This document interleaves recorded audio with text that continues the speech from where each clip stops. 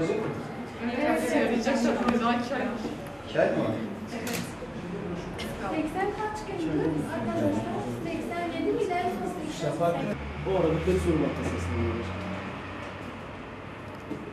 İyi, ben de gecikti gözüküyorum. Neyse. İşleri vereceksen matematik, coğrafya, felsefe tutacak. O kadar hoş insan var yani ki senin her türlü imkanı sağladı. Ben Çanakkale'ye de gittim.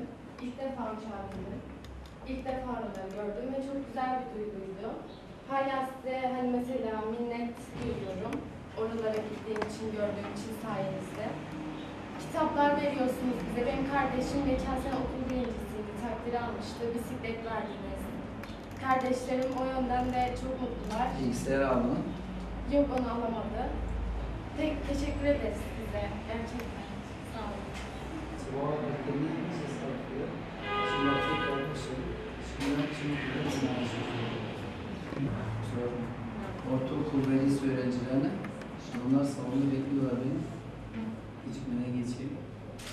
Var mı isteğiniz? Sizler de tutun isterseniz. Evet, buradayız. Şahinbey Belediyesi olarak eğitime katkı sağlamaya devam ediyoruz. Şu an 189 tane sosyal tesisimiz ve gençlik merkezimiz var. Bu tesislerimizde üniversiteye hazırlanan öğrencilerimiz var. Yaklaşık 3000 öğrenci. Bunun yanı sıra yine liselerimizde okuyan öğrencilerimize toplamda 5000 öğrencimize her birine 10'ar tane kaynak kitap desteği sağlıyoruz. Şu an 50.000 tane kitabı getirdik. Öğrencilerimize dağıtıyoruz.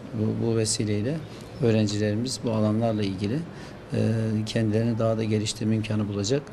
Bu vesileyle üniversite sınavına girecek tüm öğrencilerimize de ben başarılar diliyorum. Teşekkür ederiz.